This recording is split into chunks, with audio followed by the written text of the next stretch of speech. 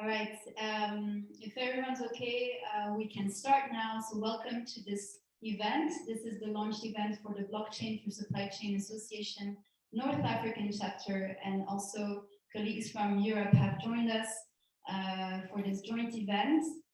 We start with a very important theme for us in the region, addressing farmers and agriculture. We start with the theme of empowering farmers with blockchain technology. I'll go through the agenda before we start, but also some housekeeping rules for this call. So first, those rules, speakers, I promise will be on time. I know some of you have to leave at the top of the hour and so on. So I promise I'll be extra strict. And I kindly ask you for your understanding if I have to cut you a little bit or remind you of the timing. All those that are not speaking are muted outside of the Q&A sessions. Note that each session has a few minutes of question and answers allocated. And also, if you have more specific questions, all contacts will be shared after the presentation, after the webinar in the follow-up email. So you'll be able to go to deep dive with the speakers if you want. For the audience, please write your name this way, first name and then last name and country. I provided an example for myself. You can also add the company you're from or you're working with, for instance, but first name, last name, and country is very important. Again, audience, keep your questions and comments for the Q&A session. Ideally, we'll keep 3 questions for each Q&A session and open conversation for perhaps the last Q&A. You can post them on the chat as well before you speak, before you're given time to speak, and keep the questions short and precise and to the point. So that being said, let's now look at the agenda that we have for today. I'll be starting by a few words of explaining why is it that we're launching BSCA for North Africa. Then I'll hand it over to Eric Valiquet, who will explain what is BSCA and why is it that you need to join. We'll move on to my colleague Andrea, who will speak about XTC Foundation and BSCA Europe. And then my colleague Bilal, who's with me here in Marrakesh, who just landed yesterday actually, will give elements and of the blockchain, just fundamentals for us, for all of us to be on the same page. Some of us are experts, some of us are only learning and tiptoeing into the space. You're all welcome, and for sure in the Q&A session, there's no stupid question. Every question is welcome, but we're doing this little session to make sure that everyone has a foundation to participate. Then we'll move on to Chris Light and the success story of eLivestock. Very excited to have you with us, Chris. And then we'll be moving on to a cross-Mediterranean panel session using the case of olive oil traceability with our friend Soraya from Tunisia, who's actually currently in Ecuador. Thank you for joining us, Soraya. Vito and Gaetano from Euranet, and Peter, who's also currently in Tunisia from Track. After this panel session, we'll move on to discussing best practices of blockchain for sustainability in agriculture by Chris Pugno, and then environmental blockchain by Mio Rurale by Matteo Marini. And from there, we'll close the session and invite you all to our pages. So for Blockchain for Supply Chain Association North Africa and Blockchain for Supply Chain Europe.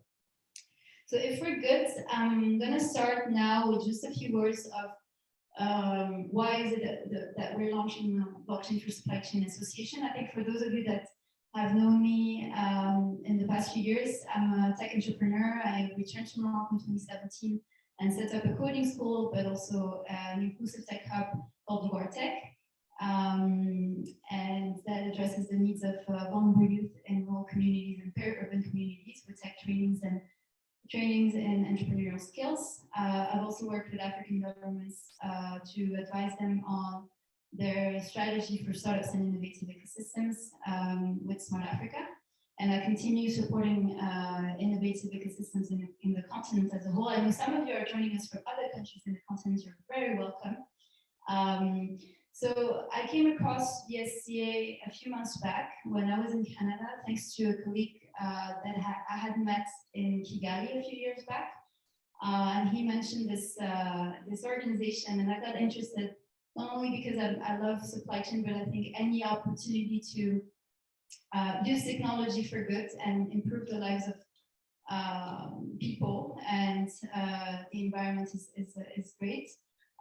So I thought, given I started creating interesting relationships in this region, it would be great to also create this platform, this opportunity. So BSCA in North Africa is, as of today, the first one in the association, the first chapter in the association from the African continent. The purpose for it is to stand as an example, hopefully to encourage other people from the rest of the continent to also make this platform theirs by creating perhaps other chapters.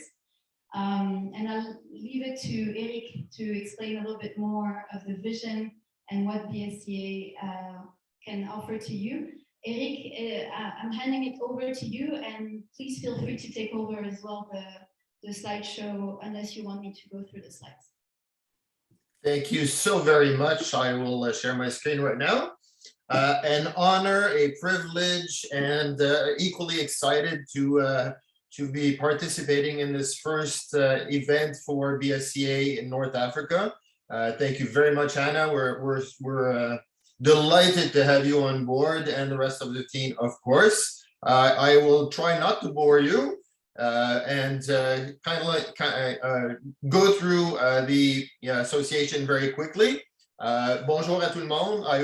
Je ne vais pas faire cette session en français, mais ici au Canada, on parle et français et anglais. Ça fait plaisir. So reach out to me anytime in French or English.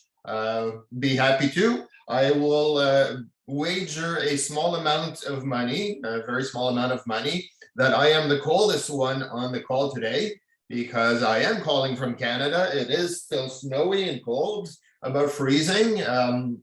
Although one of my colleagues, Chris, or one of my friends, Chris, will be joining from out west in Canada today, so he might be colder than I am. But for the rest of the folks in North Africa, around the country, or around the continent in Africa, I'm betting that I'm the coldest of the bunch.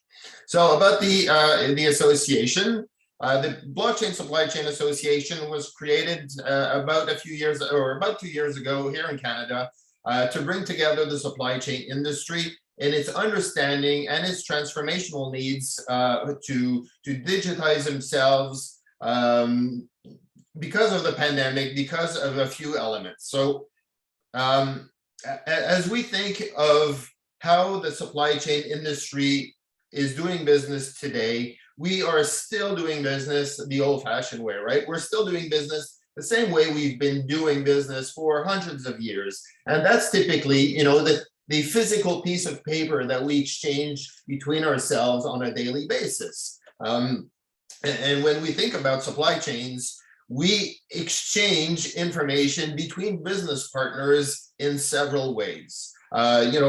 Between inventory needs or ordering or cash flow, we exchange information between different business partners across typically two to five business processes, right? And we still use very old-fashioned ways. Again, that piece of paper, God forbid, was still faxing, right? That word that buzzes in my ears. Even an email invoice or a PDF invoice sent by email is still very one-directional. And these are things that we need to change. I think the pandemic has shown us that. So exchanging information or having bad information is very costly. I'll oversimplify an example of this. If I'm sending you a shipment, or you're sending me a shipment across the ocean, across the skies, and I forgot to tell you, shame on me, that I've moved my warehouse to a different location, right? be it down the street or into another state, province, or even country. Those are direct costs of having bad information. You know, from a banking perspective, anti-money laundering costs can be very expensive as well. But just the basics of bad information, chasing after information, incomplete information is very costly. Enter blockchain, right? Enter emerging technologies that will hopefully help this, and we'll run you through a bit of blockchain later on the event today.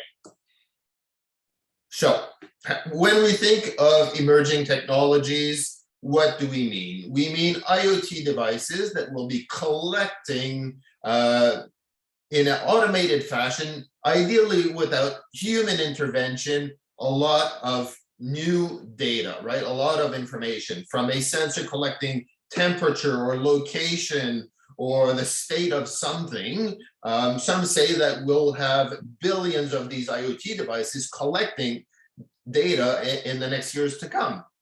Where do we put this information? We put them in transactions, and that's where blockchain comes in. Blockchain is a digital ledger of transactions, if we're going to oversimplify it, right?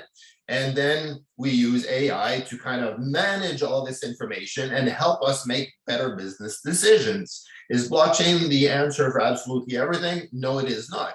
But it is a very valuable tool in conjunction with other technologies.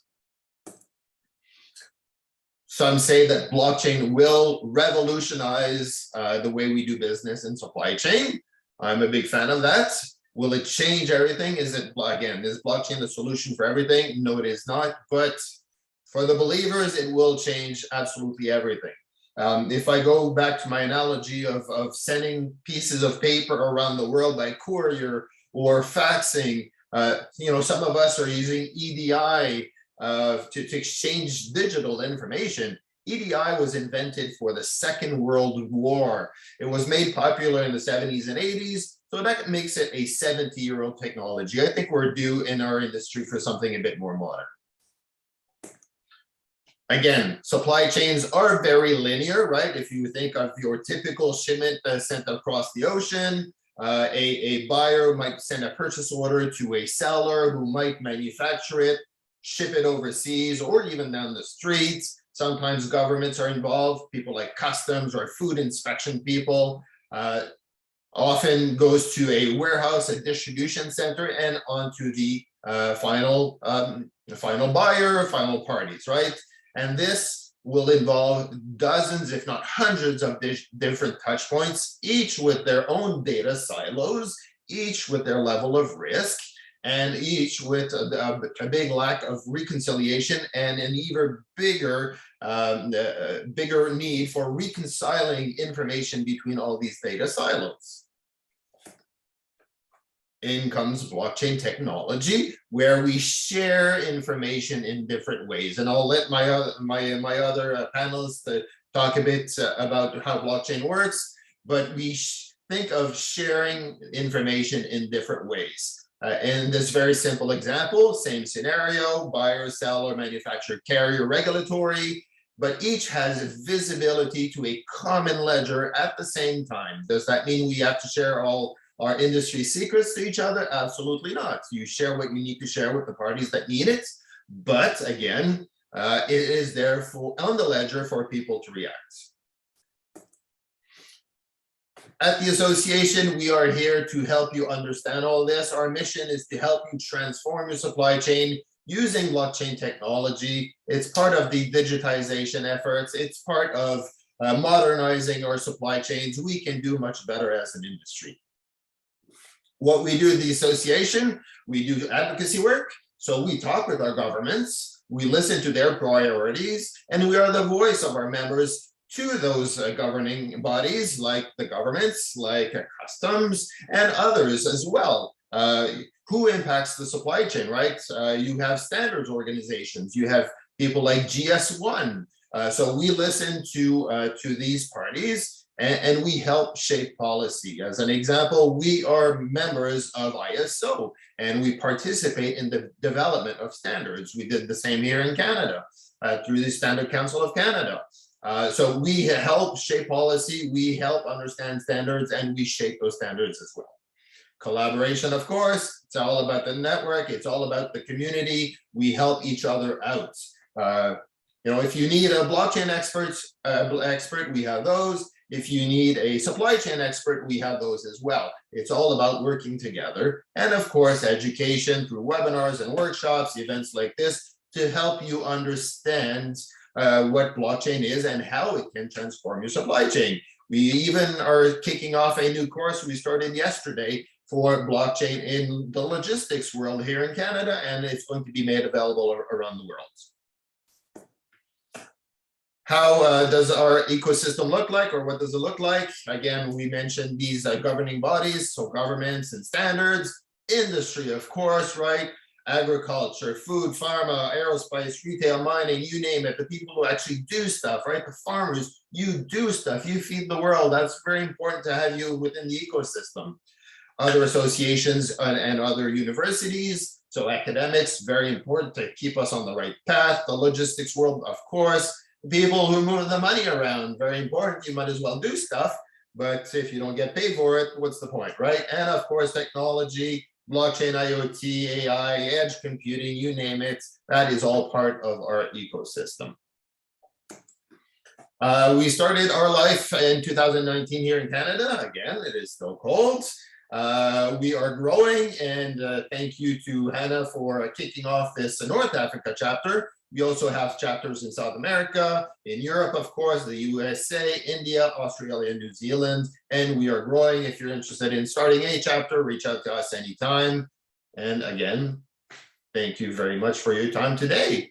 I hope I stayed on track, Hannah. Yes, very excellent. Thank you, Eric. Thank you so much. So perhaps just to allow for everyone to ask questions, we have 5 minutes Q&A before we move on to Andrea. Eric, you mentioned education courses. Can you speak about what you're preparing now? I know you have a course that you've launched and that will be maybe soon available to this region and also to Europe. Absolutely. Thank you very much for asking. So here in Canada, we have an association called a CITT, who is a very well-known 100-year-old institution that helps logistics professionals stay current, learn new tricks, learn new trades, and continuously evolve. So we've partnered with CITT to bring a blockchain for logistics course that teaches you the basics of blockchain, of course, but very specifically targets the logistics and supply chain world. We're not here to talk about cryptocurrencies. We're not here to talk about pictures of monkeys that gather millions of dollars as an NFT. That's not our thing. Our thing is about supply chain, enterprise-grade solutions. How can we improve supply chain? And people need information. People want to understand. And this course is part of that. Thank you so much, Eric. The other thing is that you mentioned advocacy, and I'm very keen on doing work with African governments. As a matter of fact, I think the first time we spoke, I told you I have a mapping of where countries stand in terms of their legislation towards blockchain, and a lot of them simply avoid this conversation or keep a strict positioning. So perhaps for those of you that are joining us, feel free to get involved. I think we are co-creating the policies for innovation. So I see here an opportunity for us to do work in this region. Yeah, I'll check if we have questions in the chat. And if not, I'll hand it over to Andrea for a few words. So I believe we don't have any questions. And feel free to use the Q&A button as well, right? Absolutely. So in terms of adoption of blockchain among rural communities, what are the policy issues? A very good question. And that's a big answer, right? It kind of depends. It depends on your countries. From the use of blockchain, again, apart from cryptocurrency, there are no real regulations, right? It's a technology. It's like using the internet. I don't think any country, well, I say that quickly in today's geopolitical situations, but in most countries, you are allowed to use the internet to do business, right? And blockchain is just part of that. From a regulatory perspective, when it comes to financing, that's sometimes another question, but there are no real regulatory barriers to using blockchain technology. It's just another technology like the internet.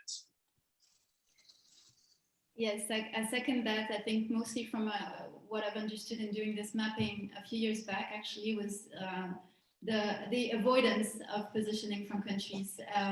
But something to point at, I used to work for Smart Africa, and Smart Africa has a blueprint to speak about the best practices on blockchain. So for those of you that are interested, you can look at the Smart Africa website. And of course, all those resources will make available as well to the community. Most likely we'll start a crowdsourced effort to update this document that I've started a few years back. So if there's no further question, thank you very much, Eric. I'll pass it on to Andrea. Andrea, over to you. You have the floor is yours. Hi, everybody, and thanks, Anaya, for handing these over to me. Delighted to be here and to make acquaintances with you all. Just a quick presentation from myself. You see, I'm also associated with the RIC and with the HANAI. I'm in charge of taking care of the Europe chapter. Just a few words about myself. I'm a long-term trade finance specialist practitioner, I'd say so. So I come from a very traditional world, not in banks actually, but in multinational companies, and namely in the agri-food sector. I spent most of my career working with Northern Africa, Middle East, the whole continent. So being born, let's say, professionally, from a professional point of view in trade finance, one can notice how traditional in its core is the industry. It was created actually here, where I'm living, a very long time ago, and in its core, the industry never really evolved. So I agree with that. What Eric was saying in terms of documents handling, what we're nowadays doing is some kind of a big challenge in pushing this new technology, which is peer-to-peer. And it's an evolution actually that is spurring a revolution in terms of economic and ergonomics. It's a very efficient technology that allows peer-to-peer. That's where the good point comes, you see, not only for Africa, but also for Europe, for the entire world. We are hearing, talking about small, medium, and micro enterprises enablement, empowerment. So we now have, from a financial point of view, also not only from an operational one, a technology that allows, that will allow actually companies, small companies, very small one, to act, cutting out the huge number of intermediaries. So if I have to think of something sustainable, empowering, that's really blockchain. We see the rise of so many solutions in trade finance, supply chain finance. Again, just another few words about my profile. I'm the current chair of the Hyperledger Trade Finance SIG. That's where Eric and I got acquainted. And besides this, I'm also a business developer for the XDC Foundation and XDC Network, which is the blockchain network that XDC Foundation is running.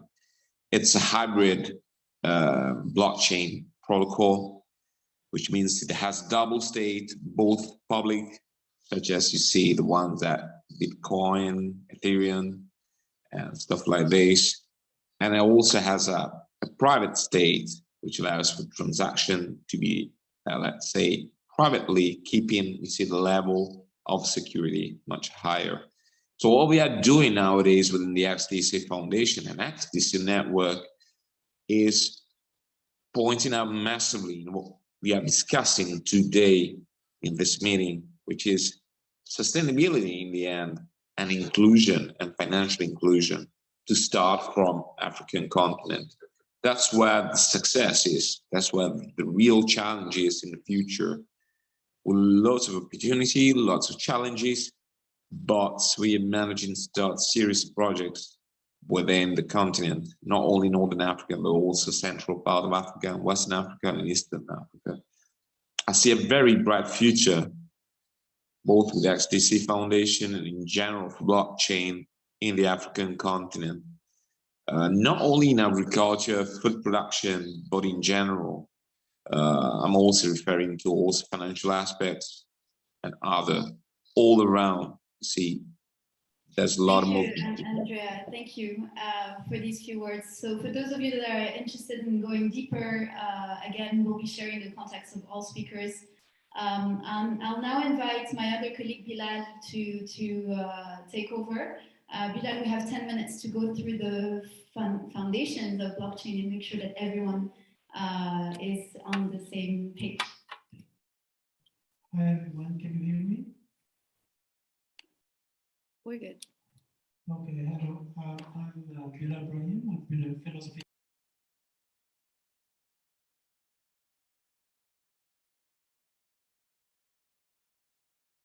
Bilal, I think you're on mute. We can't hear you anymore. Or Hannah, you're on mute either way. Can you hear me now? Yeah, but we're getting the feedback loop. Is it good now?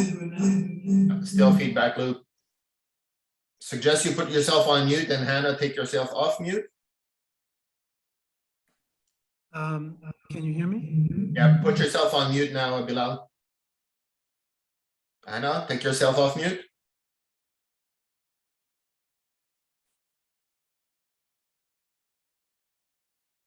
Sorry, folks, won't be long. Live events are always cool.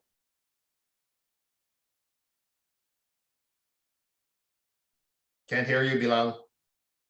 There. Can you hear me now? Perhaps the best thing is to have Bilal.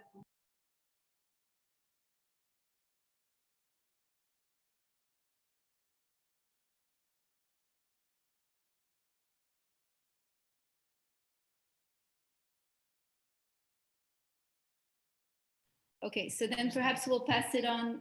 No, Bilal, I think we absolutely need to have the fundamentals before Chris. So you can share the screen here. Okay. Hello? Hello? Vous pouvez couper les buffs?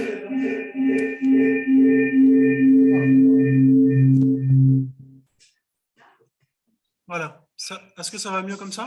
Beaucoup mieux, merci. Eric, est-ce que tu m'entends? Yes, parfait.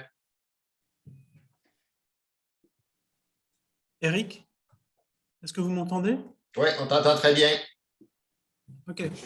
Donc, bonjour, désolé, on a eu quelques problèmes techniques parce qu'on essayait de garder le micro pour les auditeurs ici. Donc, je me présente rapidement, professeur de philosophie pendant 14 ans. Ce qui m'a intéressé dans la sorry, in English.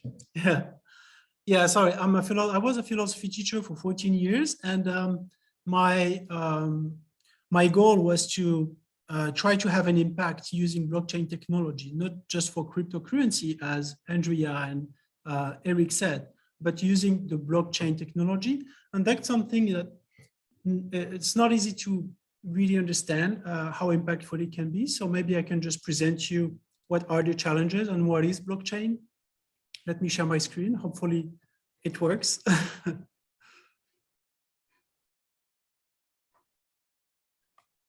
So if you can see my screen here, basically blockchain is a ledger that is shared around the world globally. So it looks like something like that. This is the live Bitcoin blockchain working and transacting. So you have different miners trying to save transactions. The key problem here is to have the maximum number of transactions per second so anybody can use it as fast as possible. And as you see on Bitcoin here, you have this beautiful website that shows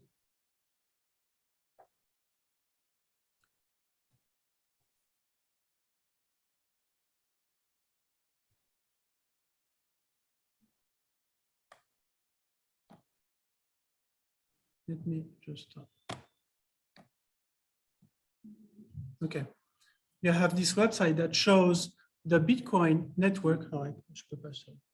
The Bitcoin network here, you have the number of transactions represented by people, and you have the Ethereum blockchain here, every transaction is represented by people. The problem is those blockchains are congested. Too many transactions, very expensive. You have to pay between $30 to $50 to have a transaction go on board on the blockchain. This is the Ethereum one, transaction, block by block. Each block is represented here by a bus, and the Bitcoin one, which is even slower.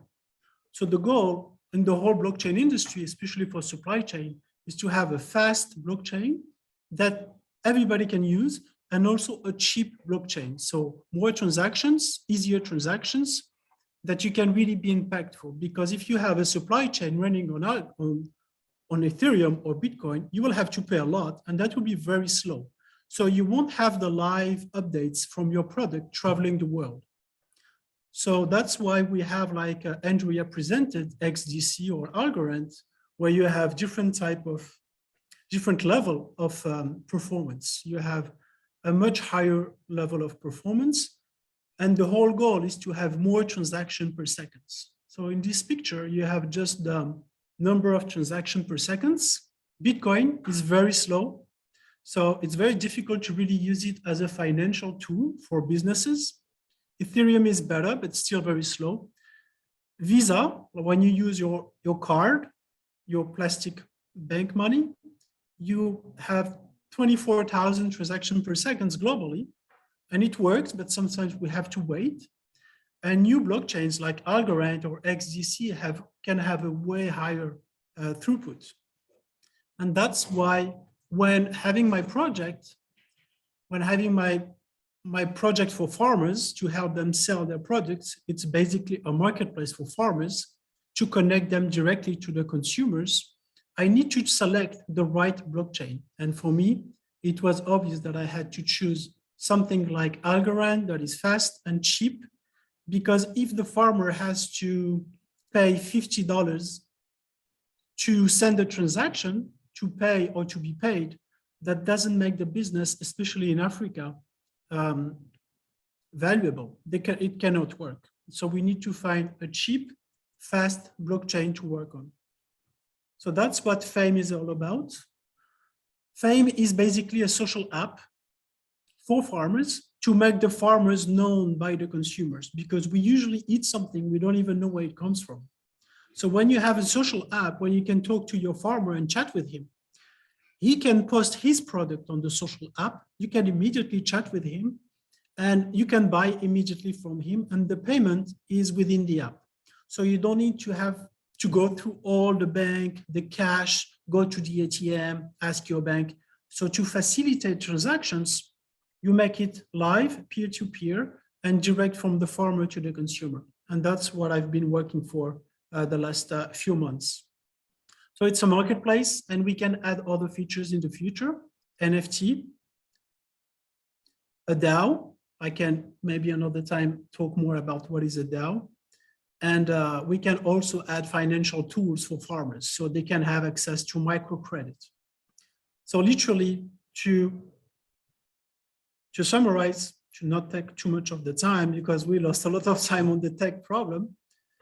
So basically, the app is like this. What I want is for a real farm, the screen is not very visible for you, I'm sorry.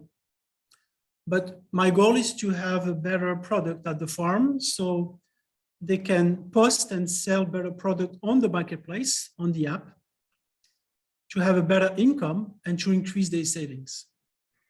So my goal is to provide them a marketplace where they can easily post new products, get paid on the app without leaving the app, just as fast as possible, and to have their saving increased by earning a passive income. So within the app, what we are doing is we are included what we call DeFi, Decentralized Finance, within the app. So anybody can use the app, not even if they are not farmers, they can just use the app to trade, to lend, to borrow. And the whole goal of that is to try to bring microcredit to farmers. Staking, they can swap and trade. And by being liquidity provider, providing liquidity for the DEX, the decentralized exchange, they can earn a passive income. So to summarize, to not take too much of the time again, what I'm trying to do, what we are live actually now on the betanet, so like we are, on testnet. So it's not with real money for now. We are live on Google Play for Android phones. You just download the app, you post your product, you can sell, and we will provide the DeFi tools. We already started. So any farmer can earn a passive income. And in the long term, we are trying to work for the supply chain solutions. So the farmer can not only sell locally, but also globally. But that's very difficult because you have to include all the distributors in the supply chain. And my whole goal is to make the farmer known as the producer of the food to make it better for the consumer and obviously for the farmer, especially if he can have a passive income to reinvest in his farm. Thank you very much, Fidel, and thank you for everyone for bearing with us. Those technical difficulties do happen indeed when you're doing a webinar with so many countries involved, and the first time in collaboration. We're going to move on to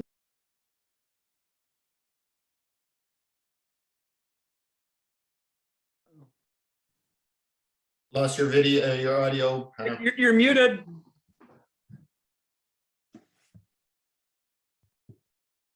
Hannah, we can't hear you anymore. Still muted. with the time. There you go. So over to you, Chris. Over to you. Let me know if you want me to go through the slides or if you want to share your screen directly. You should have this possibility to share your screen. I'm going to try sharing. Let's see how we go. All right. Fantastic. Thank you. There we go.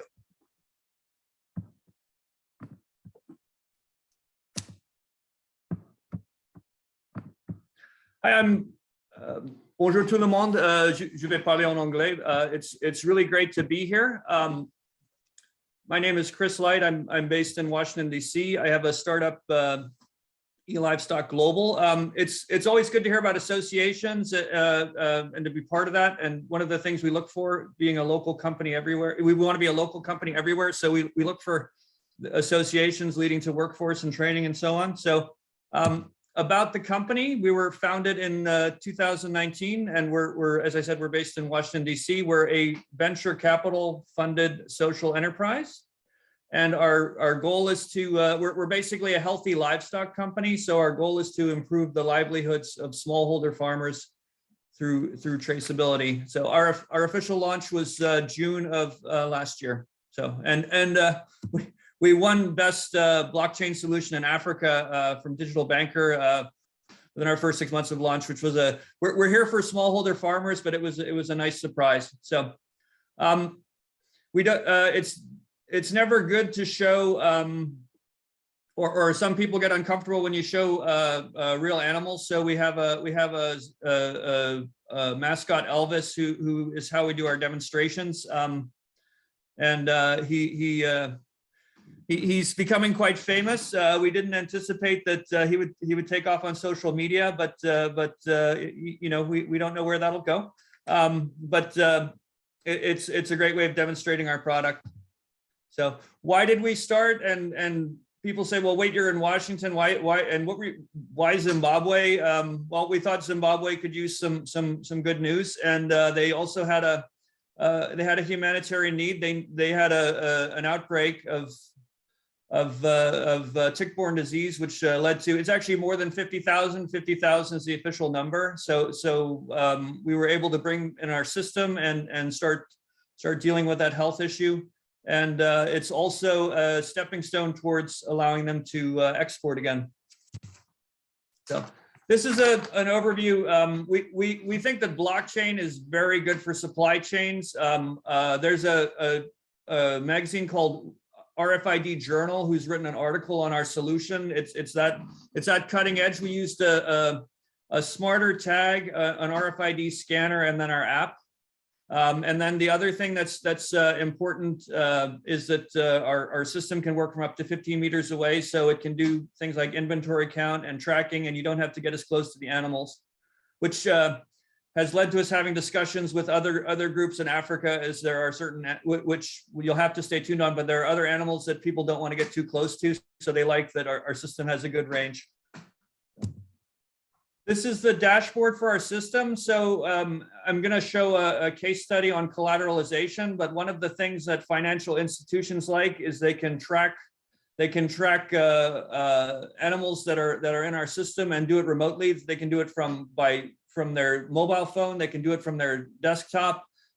We have it segregated. There's information that the farmer, smallholder, commercial can see. We're also a health system, so we let veterinarians have access to what's a simple healthcare record, and then we do aggregate data sanitized for the government ministry. I know for relevant government ministry, I know that a lot of people are concerned about data protection and see data as the new gold, and we have that very much in mind. So then why would we?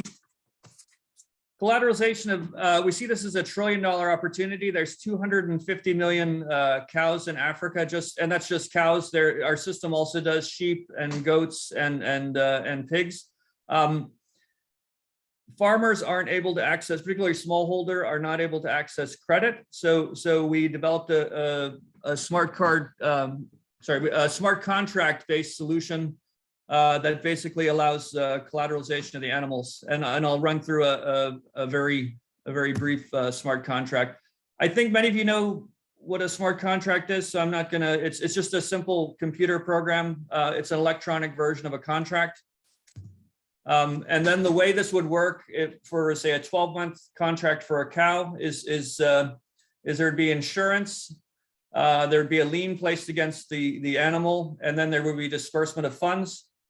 And then there would be 12 payments. And then at the end of the smart contract, if all the terms have been met, they would close the lien against the animal and end the insurance. So it's very simple, very straightforward. And we're going to be rolling this out in a number of different markets.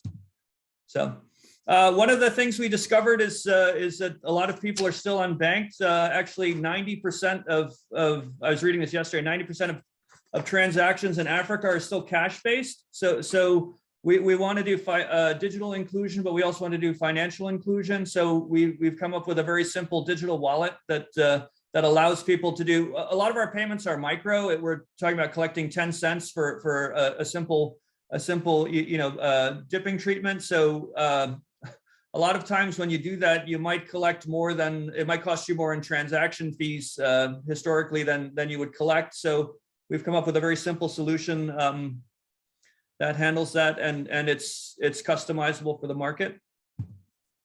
Obviously, the impact: better incomes, better healthcare. Governments love hard currency. We're talking to a lot of governments about exporting, and then of course, reduction in cattle mortality. And we're looking at some of the carbon and methane aspects. So that's going to be which falls in line with the Sustainable Development Goals. So people question, do they want to trust us with their data? Well, we're partnered with MasterCard, so many people already trust MasterCard with their data. So we find that helps to overcome that obstacle. And then the other thing is our solution does look at the smallholder farmer. Most solutions are just supply chain based, so we find that's another advantage we have.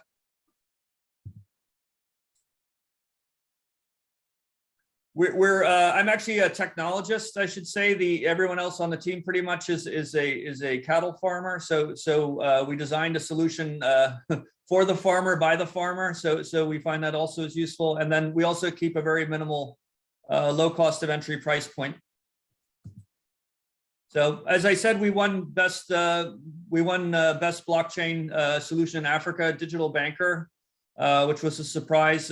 People have said a lot of nice things about us, which is great. The next slide is just some of the places we've been we've been covered. If you do a Google search on us with livestock and blockchain, we tend to be top of the search results, which has been a tremendous positive impact for Zimbabwe. So, and then people ask, how does it start? There's this whole sequence, how it started, how it's going. So at the top we have Elvis, and then at the bottom we have Elvis with his larger herd. So our solution is growing. So that's my little my short overview presentation. Thank you very much. Thank you, Chris. Fantastic presentation, and thank you for the attention for keeping it super sensitive when it comes to displaying images of animals. This is much appreciated on my end too. Any question from the audience? Chris will be able to stay with us for the next 5 minutes, but I know he has to leave after that. So please, please share your questions. You can put them on the chat, and then we can also give you the opportunity to unmute yourself. I see some of the attendees are also connecting from East Africa, so I think this is particularly relevant given the project is Zimbabwe based. Yes, you wanna take one of the mics? Oh, yeah. If you want him to see you, you can come. Thank you for your presentation and for the information. I have a quick question. For example, in Morocco, we have our own national system for tracking and identifying catches. Does your system plug into any existing national system, or it has to actually use its own proprietary identification tags? Yeah, we want to be inclusive. So our system is pretty much, you could almost think about it as a platform for livestock. So we want to work with one of the things we're sensitive to is people and governments have invested in existing systems, and we want them to be able to use our system, particularly as we roll out solutions like a trading marketplace. That's one of the things we're piloting right now, where say a buyer in Saudi Arabia is able to review and purchase an animal without needing to they can buy from Zimbabwe without needing to travel to Zimbabwe. Thank you very much. So you can plug into any national system. That's perfect. Please contact me and we'll discuss further. Yeah, that's our plan. Yeah, we don't want to. Our system can scale to, we have unlimited scale because we're with MasterCard and we're on Amazon Cloud, but we certainly want to work with existing systems. So. Yeah, we have a very strong agri-tech startup here asking you the question, so I think a collaboration might emerge from this conversation. Another question from the attendees. I see Mokwa has raised his or her hand. I'm sorry, I don't know. I'm not seeing a picture. Please unmute yourself and ask your question directly to Chris, and then we'll leave Chris to his other meeting.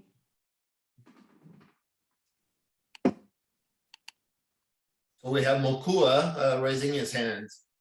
Yes, exactly. Mokua, can you unmute yourself, or do you need us to unmute you? Maybe Eric can help with that. Yeah.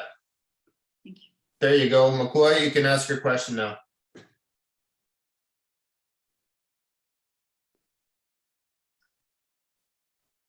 You can unmute yourself, Mokua. You can hear me now? Yes, fantastic. Thank you. Oh, thank you. And it's a privilege to have this chance to speak from Kenya, East Africa. And you get that what Chris has highlighted there is some of the challenges that farmers, livestock farmers are facing in East Africa, and generally, let me speak from my country. And you get that, let's talk about Maasai's. They are, I can say that they are good livestock keepers and part of northeastern Kenya. And you get that we have some tribes which are Turkanas, Maasai's, and Boranas. They do keep livestock, and due to climate change, currently you get that many farmers do lose a lot of livestock due to drought, which leads to lack of feed and water. And you get that I wanted to ask Chris, what are the plans and objective of extending from Zimbabwe to this region? Because you get that the same challenge here, I think in Zimbabwe is manageable compared to Kenya. Apart from that, you get that pest and diseases also is the challenge. And many things, major thing that the farmers lacking here, or generally talk about Africa, you get that they lack information, they lack assistance, they lack funds. And I see that you have outlined that. What are the plans and the roadmap on extending this one or scaling it up from South Central Africa to Eastern region of Africa and the Horn of Africa in large? Of the 250 million cattle or cattle in Africa, I think there's like 100 million plus in the Horn of Africa, and we're having discussions right now with Kenya, with the government, with some of the donor community. I lived in Kenya for 5 years growing up, so I will tell you that personally, it's very close to my heart. So maybe you can drop me an email, and then we can discuss further. But I'll certainly keep you informed. Actually, this morning I booked a meeting for next Wednesday with someone in Kenya. So Kenya's. Okay, welcome to Kenya. Asante sana. Karibu.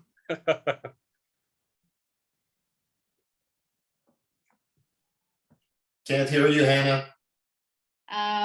Thank you very much, Chris, for your time, for this insightful presentation. All the best for scaling up the solution in East Africa and further. Obviously, there's a strong interest also here in Morocco. We'll move on to the panel, and I see more hands raised. Please ask your questions on the chat.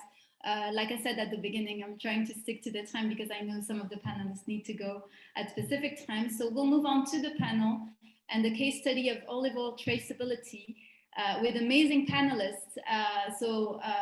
Soraya Hosni, founder of Clever Harvest, currently joining from Ecuador.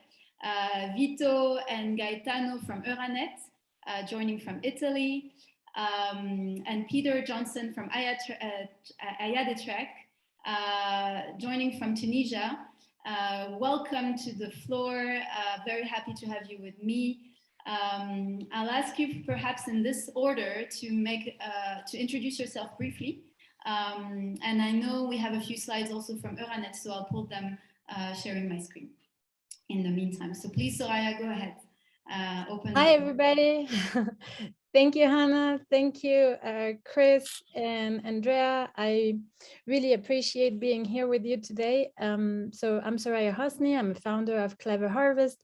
We're a tech company that provides tools for farmers to optimize their production and enable traceability and access to market. And we currently work in the olive oil supply chain in Tunisia, Spain, and California, as well as extending to the coffee industry in Ecuador, which is where I'm at, and Kenya, which is where Mokwa is at, and also the Philippines. So thank you, everybody, and excited about this conversation. Thank you for being with us. Vito and Gaetano, the floor is yours to introduce yourself briefly and Euranet. Yes, of course. Good afternoon to everybody. I'm Vito Cristanini, the managing partner of Euranet, a consultant company specializing in implementing organizational standards like quality, business continuity, security, data protection, circular economy, and sustainability. Our most relevant clients are working in manufacturing, logistics, fashion and luxury, automotive, food and beverage, finance, and ICT. Please, Gaetano.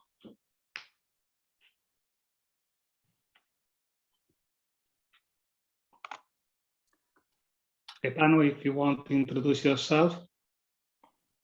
Gaetano, I believe you're still on mute, sir. Good morning, everybody. I am Gaetano Bonasia. I technical manager of the supply chain of Italia Olivicola. Italia Olivicola is an organization of the farmer olive oil, and also 230,000 farmers and we have application of blockchain for the traceability of supply chain olive oil. Thank you. Thank you, Gaetano. And I'm inviting now Peter Johnson from IAD Track, currently speaking from Tunisia. Peter, the floor is yours. Thank you. So my background before coming into the tech space was working in international development and also in diplomacy, having been at the African Development Bank and then at the US Department of State. And in parallel, we're doing a lot of consulting work still for the European Commission, as well as for UN agencies like the Food and Agriculture Organization of the United Nations. And we've really been looking at the focus of trying to make our blockchain-based tools as simple as possible, with the idea that something that was maybe scaring or pushing some farmers away from using these tools at the beginning was difficulty of use or slow speeds or high transaction costs. And so that's where our target has been really, how can we make this as simple as possible for the farm worker who maybe has, in some cases, only basic literacy skills to use this system to be able to input data and to share data. And so we've been doing also a lot of work in East Africa and Central America and West Africa, a little bit in India as well, and looking at how we can make as simple of traceability systems as possible. Again, this is something where we look at in coordination with speaking to folks at the different international development agencies as well, of how we can coordinate with them. And also been teaching in this space in general. I teach entrepreneurship here in Tunisia, and my students hear me talk far too much, maybe more than they want to, about blockchain. Fantastic. Well, very happy to have you on this panel. I know the team from Euranet has prepared some slides, but I actually will invite you to answer questions first, and perhaps the team from Euranet can also pull the slides whenever relevant. I want to start the conversation going, and I will start by asking you the following. To each panelist, what would be your pitch to promote the use of blockchain in agricultural value chains? Perhaps using the example of olive oil or any other example relevant to you. And I'll ask Soraya first. I think you need to be unmuted. Yeah. You know, the farmers produce amazing olive oil and produce amazing crop in general, but the supply chain is broken. And currently the products of high quality, they get diluted in the supply chain and on the market, and the consumers don't have access to it. And there's too many people and middlemen on this road from the farmer to the consumer. So I really believe that blockchain can enable simple transactions, transparency, and facilitate the communication between the farmers and the consumers. And at the end of the day, you know, olive oil is an example of how broken the olive oil supply chain is, because you can't even find bottles of olive oil on the shelves on the global market from the major producing countries, and that is because the lack of transparency.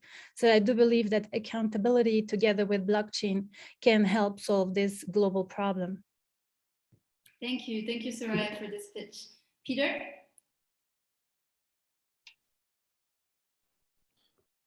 Peter, over to you. What would be your pitch to promote the use of blockchain in this space? Again, the transparency issue is the big thing. We don't know if there's something that's a counterfeit, for example. Like, of course, certain products have built up a strong brand and people know that, say, olive oil from a certain place is high quality, and someone may just simply try to repackage an old bottle with a lower quality product. And that dilutes the brand and it dilutes the income for everyone along the supply chain. If we can have simple products like that were described earlier by Fame, where you know the full supply chain, where you know who your producer is, you can be in contact with the farmer. This is something where that farm to fork relationship becomes really personal. And we can also make sure the farmers capture that true part of the value that they deserve. Again, so many supply chains, it's the producers, the mills, the middlemen, not the producers, but the processors, meant to say, or the middlemen who are capturing most of the value. And we want to make sure the farmers get a bigger part of this value in the future. Thank you, Peter.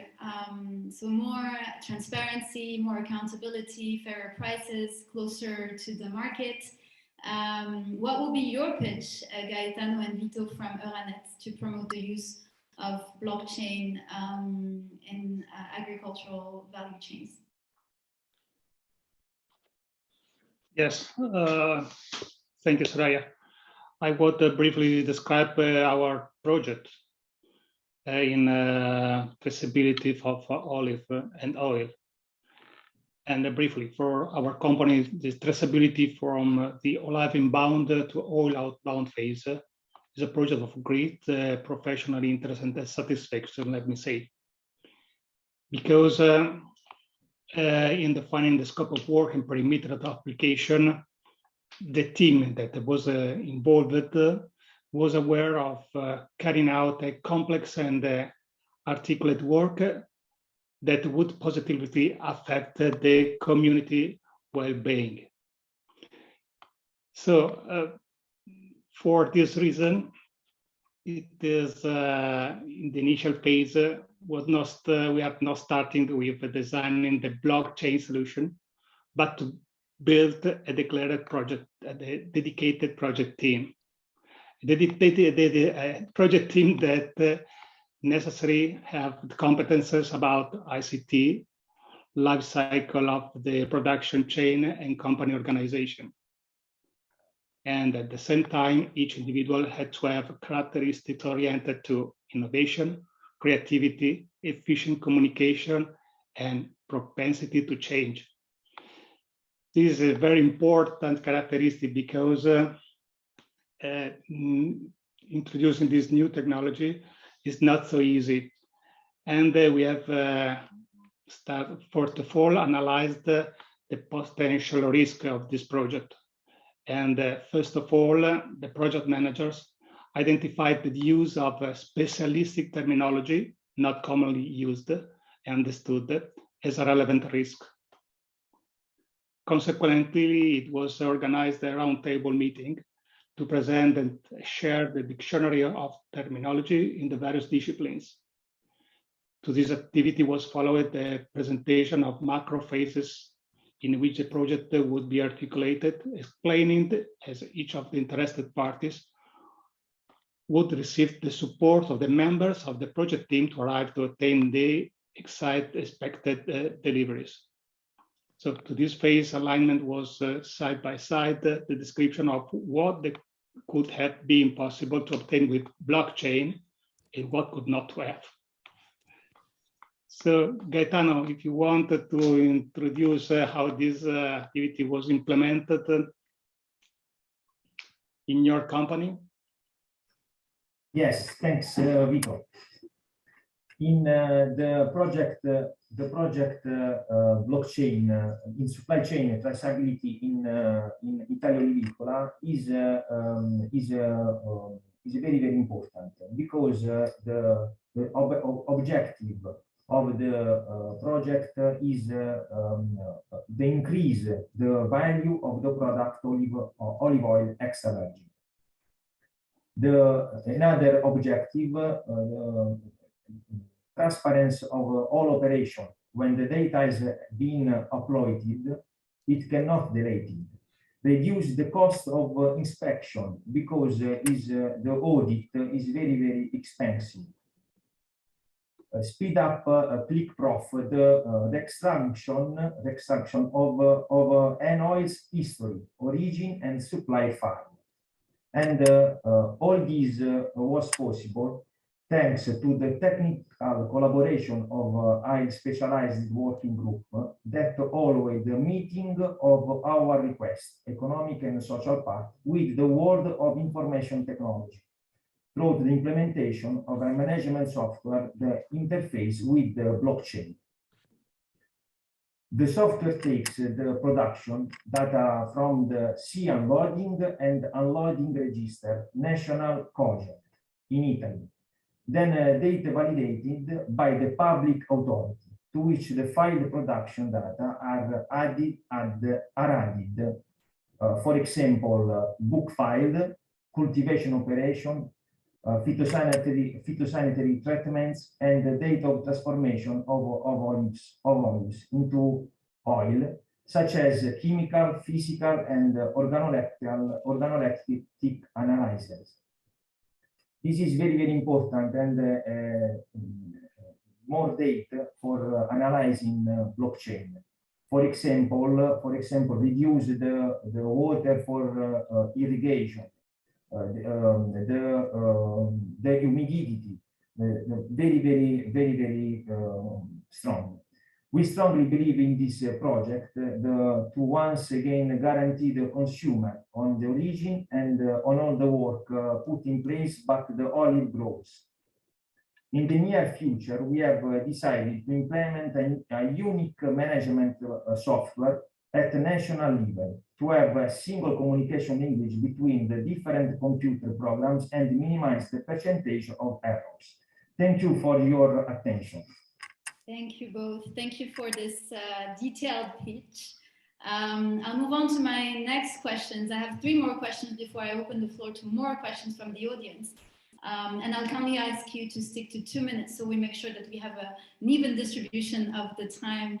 As you know, this is a joint event between Europe and North Africa, so I'm very keen on making sure that there's enough participation on this side of the Mediterranean as well. And more specifically also because Soraya happens to be also the only female in this panel. My hope is that in future events we'll have more women represented. So my next question is the following. What are the challenges to the adoption of blockchain in agriculture around the Mediterranean? And I'll start with Peter. Peter, you have 2 minutes to tell me and tell us about the challenges that you perceive. Thank you. Great, thank you. Well, the biggest challenge is just people being knowledgeable about it, people realizing what this can do. I feel people are very scared. They hear the word blockchain, they instantly think of Bitcoin and cryptocurrencies. They think about the legal and regulatory issues we talked about before. Can we use this? Yes, of course. As explained before, it's about supply chains, not about currency in this case. But getting people to have that basic understanding, making the use case simple enough that people really just get it and it's easy for them to use. Again, our tool, we just made a tool that's got 4 buttons on the app. So it's super easy to enter data and the consumer can just scan a QR code on a package and see the whole history of the product. And I think others also have made simple, easy to use tools. And that's really, I think, one of the key things, making this so simple that it's like the apps on our cell phones. We don't know how the apps work. We don't have to know how to program, how to make an app. We just know they function. We don't need to know the internal workings.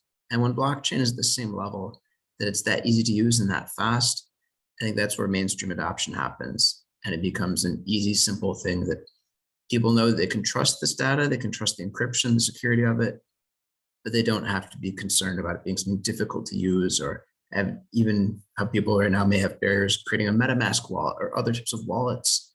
That just becomes an easy to use thing that it's so easy you don't think about the details.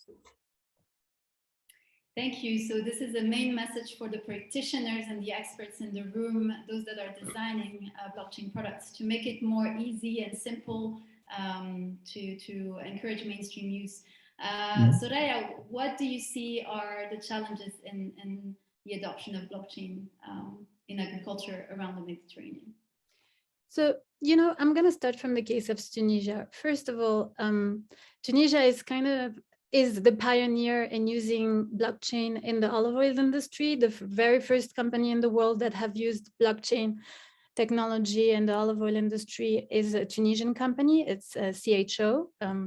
And since then, because they're a pioneer, because they do really good work, everyone else in Tunisia wants to use blockchain. So the convincing exporters, isn't really part of the equation. People want to use tools. Now, tools that are relevant is very important and easy to use, like Peter said. And we kind of did a hybrid model with Clever Harvest this harvest and tested a system that we implemented ourselves, which puts agri-tracers at the mills that enter the data for the millers and for the farmers. In this case, we made the technology accessible for the people on the ground, but we took care of entering the data. And we did that by hiring young people from the agricultural industry that are in rural areas. And so we had a social impact, generational impact, and we enabled the technology to be used. The challenge, though, that I see for us from Tunisia specifically is that, importing countries, specifically European countries, do not have those tools in place, and transparency is what we want as a nation and what most producing countries want to implement, because they are the ones suffering from it. When the product leaves Tunisia, we almost have nothing to hide. It's after that things get a little shady. And so how can we ensure that technology is used throughout the whole value chain, not just from the producing country or from the producers? And even if we use technology that is simple to use or that the data is logged, how can we ensure that the tool will continue to be used throughout the chain of the life of the product is kind of the major challenge. So that speaks to uniformity of practices of trade. When Spain imposed traceability, they did so only for European product. So, uniformity of practice of trade, cost of blockchain. So currently the tools that are available and kind of the most comprehensive one on a global scale, like Bilal said, are very costly in terms of price and also on transfer of data. And voila. Another challenge is maybe collaborations between initiatives that are emerging from all over the Mediterranean, and making sure that there is uniformity in what the tools that are being developed, so that we don't have a system that works in this country and not in this country, etc., etc. Thank you, Soraya. So indeed, cost standards and the hope, I think, in what I can express here from Morocco is that, as a matter of fact, Tunisia, again, being a model, can inspire other countries and other actors in the region to move further into this space. Gaetano, Vito, what are your thoughts on this topic? Well, let me briefly describe what we have seen in implementing a blockchain solution. Because working on with these new tools, with these new technologies, for us it's very important to respect, focalize the attention of 5 most important pillars, starting from the data security. So when farmers use the data in the blockchain, the data needs to be protected, and so the adoption of cybersecurity standard was of fundamental importance. So talking about the usability, using the object modeling process is another important step.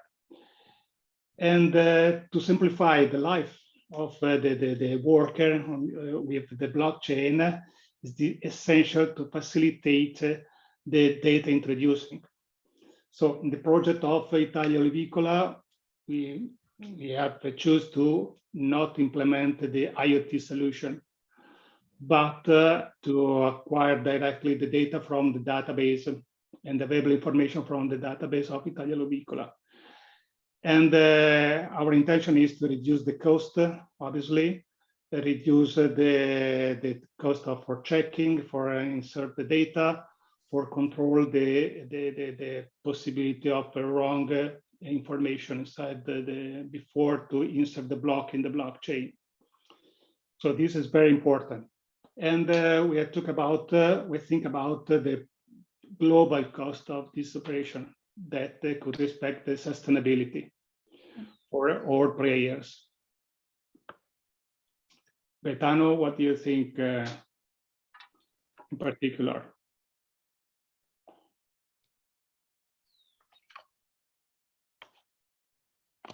Because we are thinking in terms of return of investment, because if we are investing in the blockchain project, we need to think in terms of return of investment. Yeah. Gaetano, perhaps you have additional thoughts. If not, I'll actually invite also other speakers because I want to make sure that everyone has an idea, a clear idea of what it is that you're doing. I know Euranet has explained a little bit of their model, and they shared slides that will be also on the deck that will be sent to all participants, and perhaps we can also go over it once again briefly. I just want to make sure, that you're given the opportunity to pitch what it is that you do. I know you pitched for the use of blockchain in agricultural value chains, but perhaps we can have you in a minute say what it is, what are the products that you're working on now. So 1 minute, as if we were kind of like a startup panel. And I'll start with you, Peter, once again. Please talk to us about ADTrack. All right, fantastic. Well, ADTrack was our initial tool that was built on the Stellar blockchain. So it's fast, it's light, it's energy efficient, and it's a system where it's phone-based, where you could use the cheapest smartphone you could find. You can use this, enter data. There's just 4 buttons on the screen. When you make an entry, you're already logged in, so your date, time, location are already added and recorded, and that data goes into the blockchain. If you're offline, it's stored locally on your phone, but your location will be stored. So when you do connect to the internet, information will go up onto the blockchain. We make it where it's fractions of a penny for each entry to be going in, so it's really low cost as well to enter the data. But again, you can easily have something where that QR code that's put in the final packaging can trace it back to the whole history of the product. Next, we're working on some new tools using NFTs and using DAOs as a governance system, but that goes into a lot more detail than 1 minute if I explain those ones. But those are our next stages we're looking at. Thank you, Peter. Thank you for sticking to the 1 minute. If you can also put on the chat the links perhaps where people can learn more about what you do, as well as your LinkedIn profile for them to follow you. I'll hand it over to Soraya to pitch about Clever Harvest. Can I share an image? Yeah, sure, absolutely. You have rights to share your screen, I think, at this point. There you go.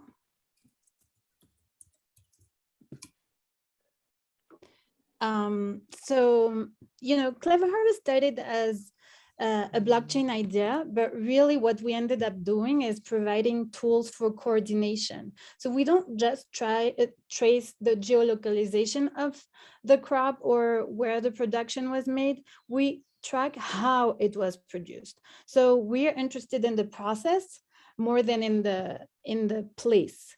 And this had brought a lot of value to the producers because it enabled increase of quality and quality control and also mill management. So we ended up providing 3 tools instead of just 1 tool, which was the original idea of tracing. We provide the traceability app, the mill management, because once we trace all the process, we enable a dashboard for the miller to have control over their real-time inventory and where their crop is located in real time, so they can manage it at a distance, and then put all of that on the marketplace. So that's basically the general comprehensive approach of Clever Harvest. And we started with olive oil, but now we're in the coffee industry. Fantastic, and we wish you to embrace and go into many more industries. Euranet, I know you've shared your pitch kind of already, but if you want to kind of clarify and also use the slides that you shared with me, I said to everyone that it will be on the deck that will be sent. You have 1 minute, and I'll move on to my next 2 questions and then open the floor for more questions from the audience. Over to you, Vito and Gaetano. Yes, if you want to share the slide 1. Gaetano, do you want to share the slides? I can also share the screen if you want. Okay, or I can share with you my screen. Okay, fantastic. Okay.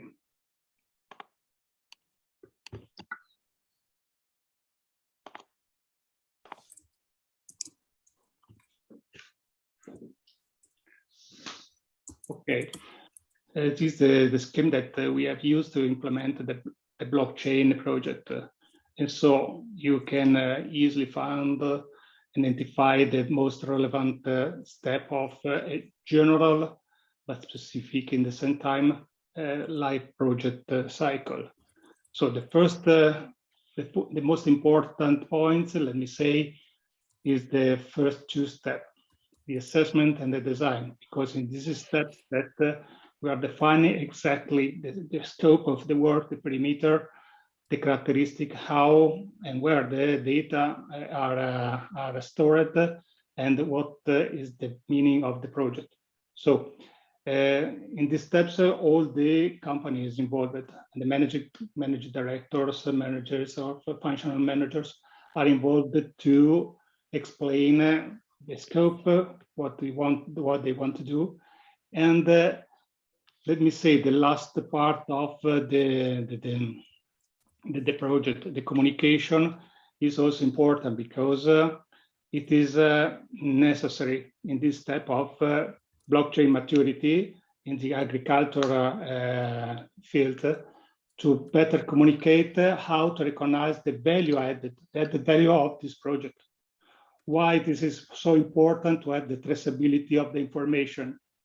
Why it is so important to have a data that is validated and visible all the time. Thank you, Vito. I have a few more questions, but actually I want to perhaps give an opportunity to the audience to ask their questions. I know, Peter, you need to go in a few minutes. So let me check maybe the questions that we have on the chat. And Eric, if you can help me with that, actually, because we're displaying from my computer, so I'm not seeing everything. If you have a question for one of our speakers today, I know it's a lot of information and it's a lot of content, but it also shows that there's a lot of activities in the space on both sides of the Mediterranean, so this is fantastic. Yes, so Peter, I see that you have to leave. Thank you for being with us. Questions from the audience? And if you want to ask a question, please raise your hand and I will give you permission to speak. So let me just go through here some of the questions, and I saw some great questions here. A lot of chat. Again, if you want to use a raise your hand, feel free to ask questions. Now, let me go to here. I think we've answered most of these questions about regional. I mean, same as Africa, people are asking, can this be done in different countries or different continents? Absolutely, right? Not a whole lot of regulatory barriers to using this kind of technology, be it in Latin America or Africa or Asia or any other country. Let me just go through I don't see any raised hand. Oh, hold on here. I have Manuel. Manuel, you can unmute yourself and go ahead with your question, please. Hello, good afternoon. Thank you for giving me opportunity. That was a nice presentation. All I want to ask is, in West Africa, especially in my country, Ghana, we've not accepted a blockchain, even though people do trading, but it's not officially because they are in expectance that it's not centralized. So to this effect, and in Ghana too, our main background is agriculture, where we are now focusing on using now the new blockchain into like a technology for them to also use in their trade and stuff. So how are you going to convince a farmer in such an aspect of this kind of technology you guys want to implement? Thank you. Perhaps we can take this question first. Who wants to go first? Vito, Gaetano, or Soraya? I can go. Please, Soraya. Go ahead, Soraya. Go ahead. So, you know, Emmanuel, for us, I can speak of where we're working, and most farmers are very receptive because they want to see a change. And if they see that the tool brings value to what they're doing, they understand immediately. And maybe, you know, not everybody will understand, but there's enough of people who will understand. And these are the farmers that we primarily work with, because if someone is super convinced and see that there is a change and that the tool is working for them, then they will start implementing it and testing and seeing that there's a shift, and then people talk. If something works, we know well that everyone will just want to adopt it, and that's how it's been evolving in Tunisia, or in the farms that we are speaking with in the Philippines and in Kenya. So, you know, making a tool that adds value, because that's the primarily need. So farmers are very pragmatic. If you have added value tools for them, they will listen to you and give you their time. Vito, you wanted to perhaps add something? Yes, only to confirm that I have an experience similar to Soraya explained, because we have found the initial doubt about the usability, the doubt about the investment, but when it is explained that the added value in terms of reduce the investment in recording the data, the feasibility to become evident, because along the supply chain, it is not so easy to become evident and to declare in a transparency way the value that each farmer can provide in all the supply chain. Thank you. I see another hand raised. Aditya, if you can unmute yourself and ask your question, which will be a final question to our panelists, so we can move on to the next presentation in this webinar. Aditya, go ahead. Hello, is I audible? We hear you, yeah. Hello, everyone. So myself Aditya, and thank you for giving me opportunity to interact with the speakers, lovely speakers. So my question is little similar to the last questions that someone had asked from the people who are joining this program. Is that the implementation of the technology, like what we have startups we are working mainly for the small and marginal farmers. Hello. So Aditya, I think we can't hear you so well. If you can perhaps write your question on the chat, and I'll kindly ask my colleague Eric to read it, simply because I think the sound is not good. At least we don't hear you so well here in Marrakesh. Okay. So perhaps type it on the audible. Chat.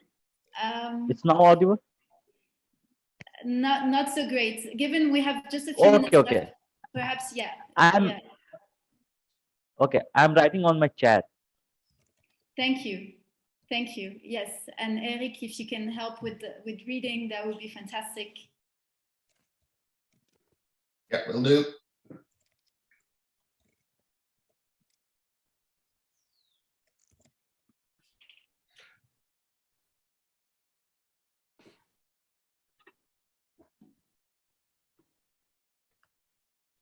And folks, if we don't get to all your answers, we will be catching up and sending out a few after the event as well. What's next on your agenda as we wait for Aditya's question on the chat? We have a video that was shared by one guest who couldn't be present today with us. So we'll move on to this video, and then the last presentation by Neo Rurale, and closing words for this webinar. This webinar that is also the launch event for Blockchain for Supply Chain Association North Africa, as well as with our folks from Europe. So we'll share Eric will share the link to the website and explain a little bit how we're going to go moving forward for those that want to become members, to participate in the activities, to also take classes and so on. So that's the agenda for the rest of our webinar, the next 30 minutes. If we have the question, let's take it now, and then we'll move on to the video. If not, we'll move on to the video immediately. I do not see the question yet from Aditya. Suggest you move on to the video. Fantastic. Okay. So we'll be able to, okay. I'll share the presentation once again, which has the link to the video that was sent. There we go.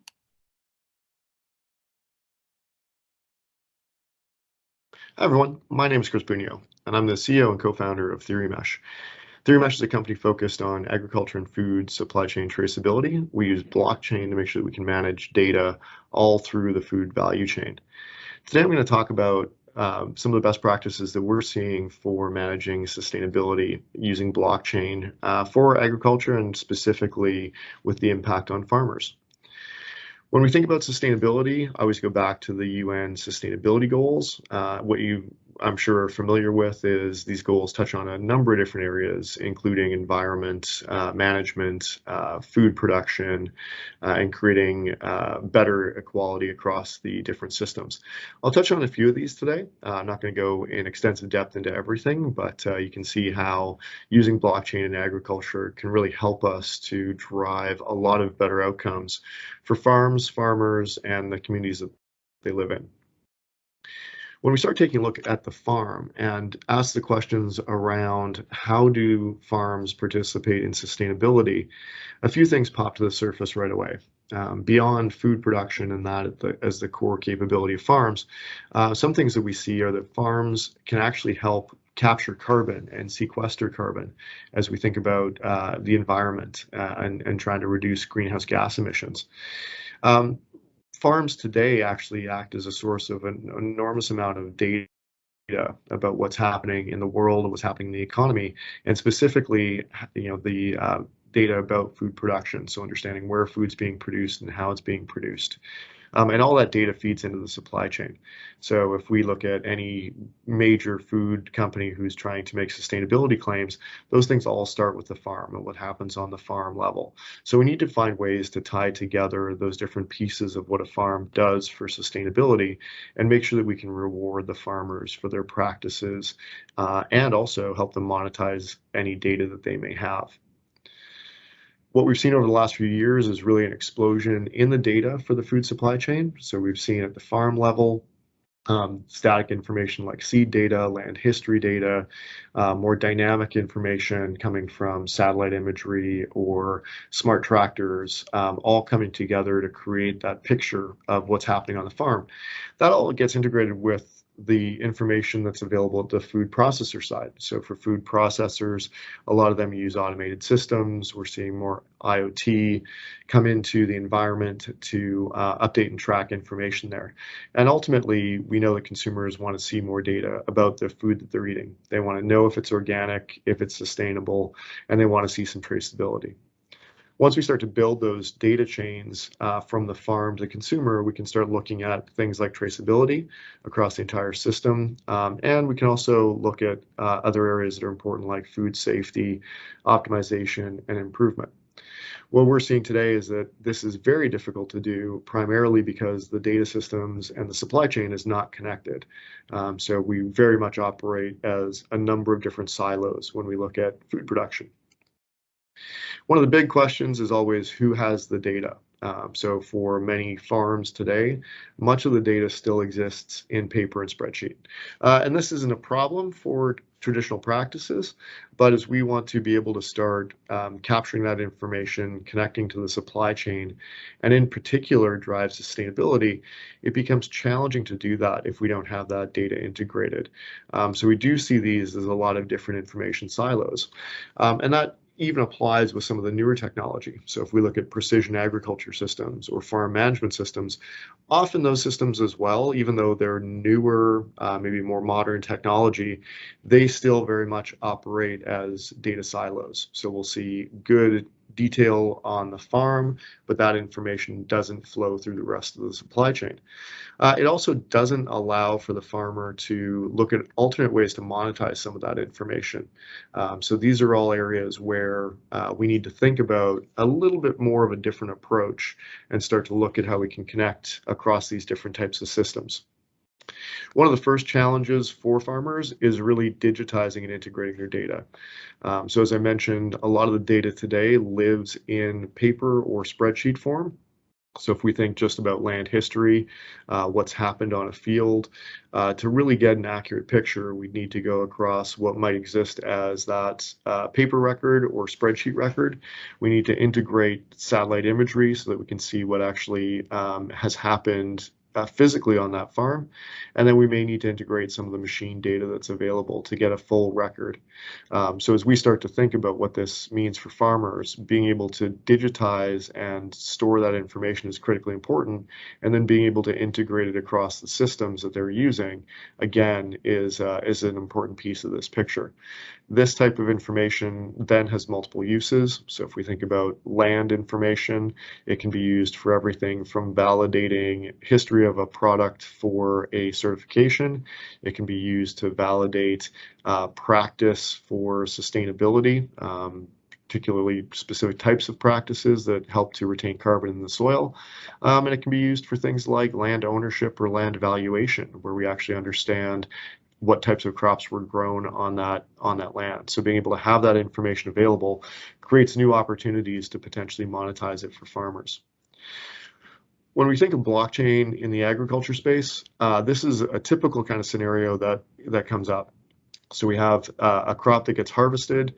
We can have a smart contract created with details around that crop. So that might contain the type of crop, the variety, details on when it's harvested and where it came from. That can then be connected up through transportation information, which may be updated in that smart contract. The grain is potentially stored somewhere, again, transported, and then goes into food processing.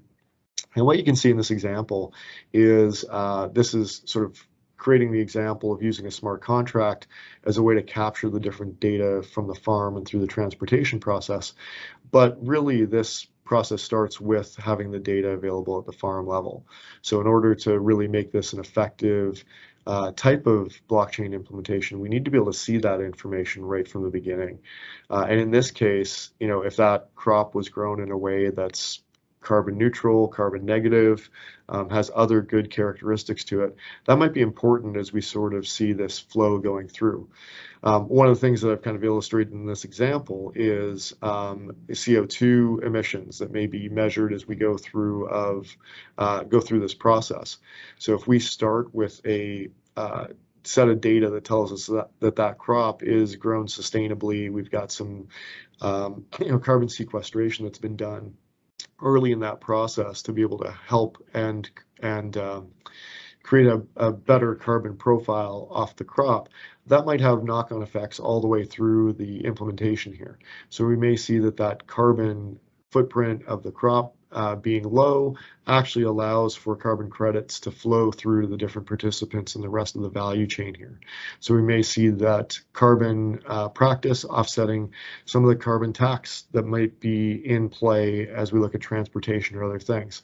And as we sort of think about this going through and reaching the consumer, in a lot of cases, consumers are being more conscious of both the greenhouse gas footprint, but then also the types of practices that have been used to prepare their food.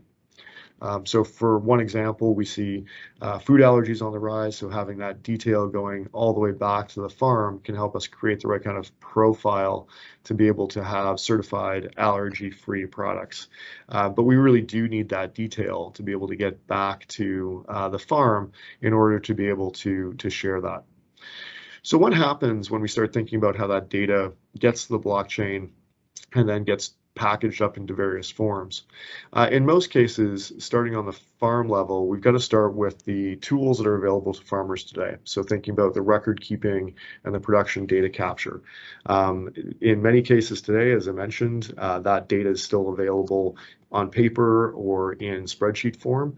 So we have to look at the way that we can bring that into a digital system so that can then be integrated.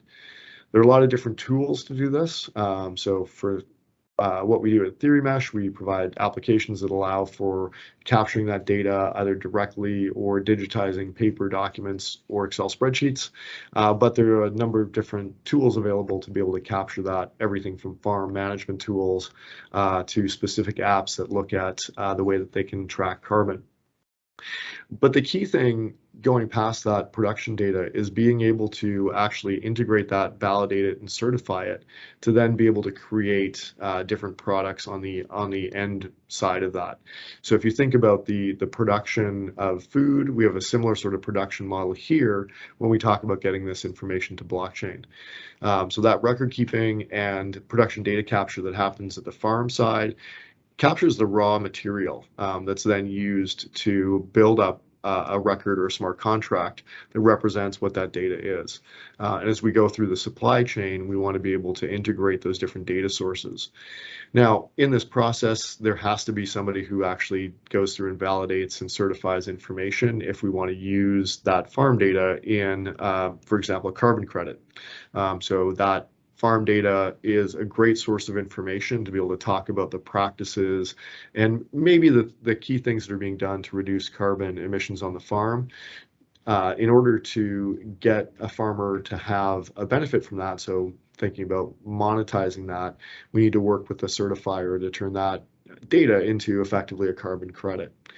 The same thing happens from a product certification standpoint. So if a farmer is using organic practices and has all of the pieces in place to look at producing organic food, they can go through a certification process to be able to hit that product certification level, which then again allows them to sell their product potentially at a higher price. And then the other piece that we're seeing is going through that type of a blockchain environment allows for that kind of consumer interaction with label claims. And this is becoming a big focus area for major food companies, where they're trying to differentiate themselves by having things like sustainable food label claims on their packaging. So consumers can choose something that's a more sustainable product. So to get there, we need to be able to have that data captured from the farm level, have all those different data sources integrated to be able to go into that kind of validation and certification process. And then ultimately, those can land in different types of smart contracts on blockchain, thinking about carbon credits, certification information, or consumer interactions that actually end up on either a private or public blockchain to be able to then attach value to those.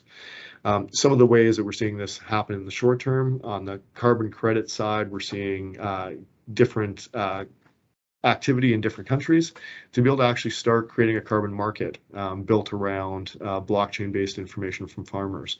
So we are already seeing the potential application of blockchain there for farmers that can capture their data and have it certified to generate those carbon credits. Another way that we see this coming through is as food companies are looking to reduce their own greenhouse gas emissions, or as we see things like the EU with their supplier sustainability requirements, that traceability and transparency is needed for those companies to actually be able to give their own product certifications. And that's going to require the implementation of something like blockchain in order to be able to do that. So if we think about what this is going to enable for farmers, using blockchain as a way to capture the data and kind of put it into that kind of smart contract form creates an opportunity for different supply chain collaborations. So it does create the opportunity to monetize the data and the product in different ways. Those claims and credentials around sustainability, traceability, organics do have value. Those products are typically sold at higher prices. So there's certainly an opportunity for that type of information to be able to flow through. On the sustainability side, having that history of production and processing gives the transparency that's needed for a lot of the sustainability claims to be able to take place. We're going to see an increased focus on this. I'm certain that companies are going to be paying more for products that have got full history and transparency, and blockchain is exactly the right technology to be able to do that.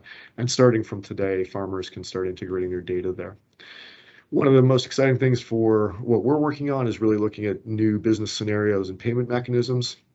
So ways to use smart contracts that are payable to have consumers be able to tip directly to farmers. Looking at ways that NFTs can be made out of these data sets so that we can actually create new business scenarios where there's a different monetization channel or options for those types of products. And then that starts to flow right across the supply chain. So we can see, a scenario where farmers are producing a particular crop, and then they have an NFT T that actually represents the data for that crop at the same time. And we can see them monetizing both of those things together as they look at the supply chain. So we can see a lot of different ways that that's going to come together in the future once blockchain is widely adopted in agriculture and food supply chains.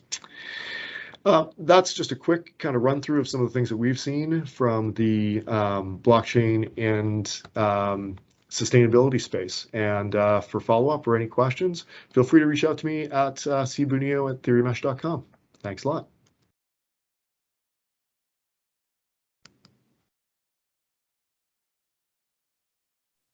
Fantastic. I think you all had a gist of it. Obviously, this video will be shared in the same deck that will be sent to all participants as a follow-up for this webinar. And I can tell, of course, it's a lot of content and it's a lot of things, but it also shows the amazing activities that are in this space. So for our last session, I'm going to invite our friends from Neururale to make their presentation. Let me know if you'd like me to share the screen or if you can share your screen. Hi, Vincenzo. It's actually Matteo, but it's the same. Sorry, your name is not displaying correctly. Yeah. Never mind. Well, first of all, thank you for this fantastic opportunity to speak about Neururale. It's a relatively small company just south of Milan in 1,400 hectares, which have been completely regenerated over 20 years. This picture actually shows where we are. The philosophy is quite simple. We decided not to use the plow any longer, but the harrow. We decided to use everything that could actually give us nutrients to use it into agriculture. And we basically managed to increase biodiversity, soil fertility by amazing numbers. Okay, sorry, here we are. So the challenge in front of us is amazing, and we have to increase productivity of agriculture by 60% in the coming years. But a third of the current soil is extremely or mildly to highly degraded because we're using that intensively. So the concept of regeneration is pretty high in our agenda. So what we basically done is basically we have developed a lot of technologies that actually do use energy, mainly agrivoltaic. We also use a bit of we use biogas from biodigesters. We improve a lot of the water management. So we have really created a small piece of paradise, literally 18 kilometers south of the center of Milan. But to come to the point, we also developed our own blockchain technology, which is we've given for granted that we had to show the food safety, so from field to the consumer. That we gave it for granted. We use a standard Hyperledger based technology, and then we have that quite consolidated, let's say. What we've added is the environmental impact of every step of the production chain. So starting from the field, then to the mill, then to in this case, the pasta factory, transportation, and eventually the consumer or stores. And we basically measured water consumption, CO2 impact, and a lot of other biodiversity. We use the QBS AR, for instance, in terms of arthropods, microarthropods, biodiversity of the soil.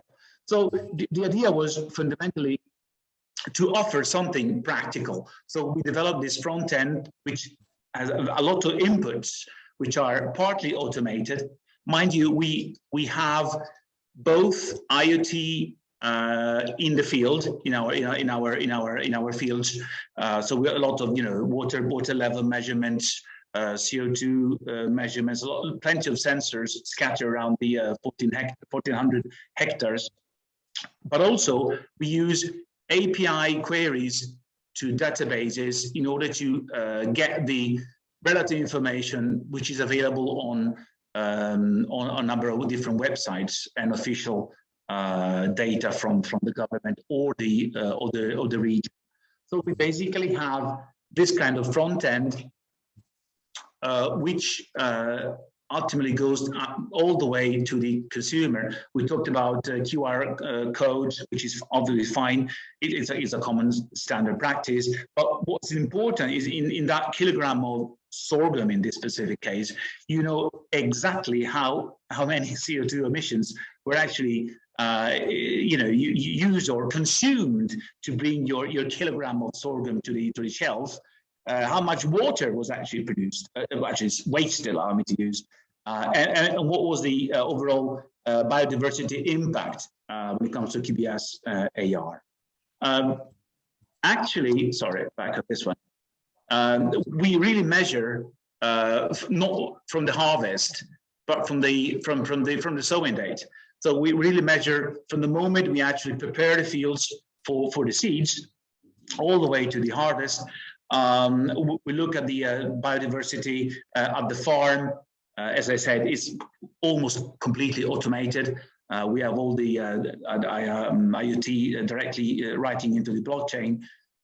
Then we measure the mill, the impact on the mill, again in terms of processing date, CO2 emissions and water consumed, location, of course, then to the pasta factory, and ultimately to the shelves. So we think it's a complementary approach to the primary one, which is again ensure that we have 100% certainty that that specific piece of pasta comes from that specific area or crop. But we wanted to add also, because we really live in biodiversity, we believe in sustainability under this lens in terms of CO2, in terms of water, in terms of biodiversity. So as I said, we are developing continuously the platform, and we're launching our 2.0, not really modestly, but it's a 2.0 effectively platform where we're going to aim to get rid of the environmental impact of the full supply chain and actually calculate the exact carbon and water footprint on whatever we do here in Nero Rurale. So in a nutshell, it's fundamentally a direct example of what we've been discussing so far. We try to put into practice many of the topics which have been mentioned and discussed today, and we're more than open to discuss and share, whoever is interested, how we did it and how we would like to repeat it again. Thank you very much. Thank you very much for this insightful presentation of Nero Rurale Hub 2.0. I see there is a question from Michael on the chat. Perhaps we can have you unmuted and you can ask your question directly, which will be our last question to our guests. We're reaching the end of this webinar, and we most certainly want to take time to walk you through the links of the Blockchain for Supply Chain Association. So please, Michael, go ahead, unmute yourself. I believe Eric would have given you the right now to unmute yourself. I can only see part of the chats, so I count on Eric to do that, to ask your question. So can you hear me? Yes, we can hear you. Yes. So I really want to thank you, Han, for such a great Hannah, for such a great presentation and organizing this event. So in Sub-Saharan Africa, and some of the work that I've been working with is that I find that there is a lot of ignorance in terms of the understanding of some of these new technologies. And so I wanted to know, and I find this both in the small scale holder farmers and also partly, but not in also in the large commercial farmers. So I wanted to know, how are you handling that? How are you handling, first of all, the eradication of the ignorance before you actually bring the farmer to make the buying decision for this technology? Thank you. Thank you, Michael. Okay, well, in principle, it is it's a growing request from the end, from consumers. So there's a growing interest and attention on whoever is consuming our pasta or rice to actually know how was it produced. And in reality, we believe that is not only the certainty how that the process was properly made, and we can actually trace it back to the original field, but also they're interested in see, well, is it really sustainable? I mean, did you everybody is producing bio this or bio that, or green food or green pasta. I mean, but beyond labels, we wanted to give, all right, fine, you're having our rice. We believe is a fantastic rice, by the way. And in producing this kilogram of rice, we've consumed that amount of water, that amount, and emitted that amount of CO2 into the atmosphere. Because then we can actually say, well, and to compensate that, we are basically capturing or sequestering the relevant amount in order to become a net zero sort of player. So to answer your question, there's a lot of pull from the end customer. So the farmers and whoever is actually onto the production chain has to comply, whether they like it or not, to this request from the end customer. And this has practical consequences, such as, for instance, price. Very simply, you can actually exact a much higher price if you can prove that you're actually compliant to a number of these issues. So that's how I would phrase my answer. Thank you so much. Thank you for this presentation. Thank you for this answer. Thank you to the audience who participated super strongly with super relevant questions. We're reaching the end of the webinar, and of course, we won't let you just leave like this. I mean, for us today, it's been kind of the start of the conversation on blockchain for supply chain in general. We started with this topic of agriculture because it is key to our economies here in North Africa. And of course, I've seen some folks from Sub-Saharan Africa. We're very happy to have you here, all the more because there's no chapter yet in Sub-Saharan Africa, so plenty of room for creating this opportunity. And I will ask my colleague Eric, the founder of Blockchain for Supply Chain Association, to close with me this session by sharing the link and the website and just sharing with all of you who have attended today the ways in which you can get involved. Eric, if you want to share your screen or have me share my screen, up to you. Absolutely. So I'm typing our website in the chat box here for folks to go and copy.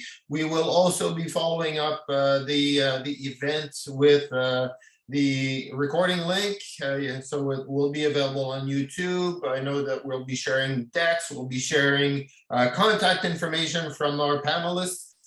Thank you very much for your awesome discussions today. Our guests all over the world, again, thank you very much. And yes, we will be sharing a bit of information via email to all the participants or follow up. And I did record a few questions that I think we might need to answer after the fact, and we'll try to get to those too.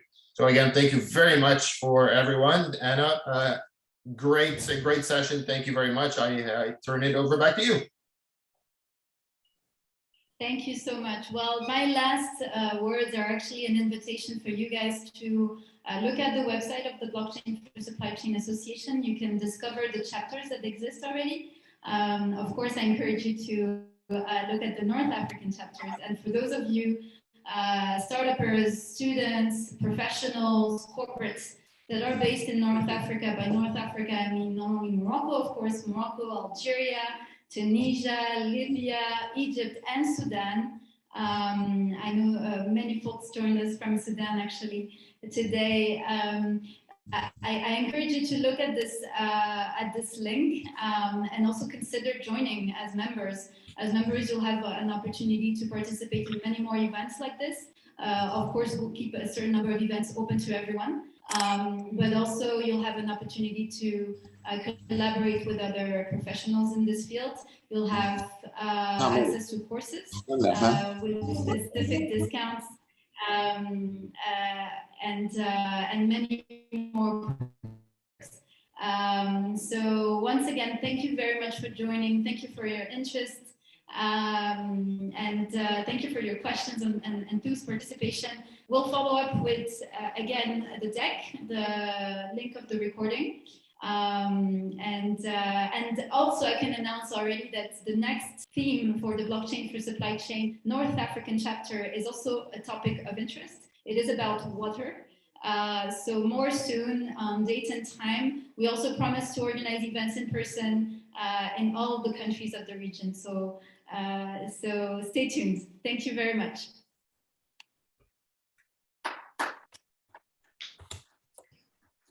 Thank you. Here.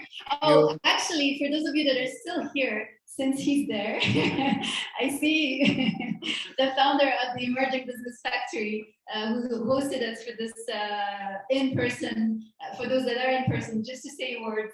En français, en arabe, comme tu veux. Just to say you're wonderful, keep doing what you're doing right here, right now. And believe me, you have a place to be in Marrakesh, in the region of Marrakesh. Hopefully we're gonna do it with Hannah. She's an ambassador for all Moroccan regions, but we would love her to be more and more involved in Marrakesh. She's doing a great job, and blockchain is the solution for the future. Thank you. Thank you, Tawfiq.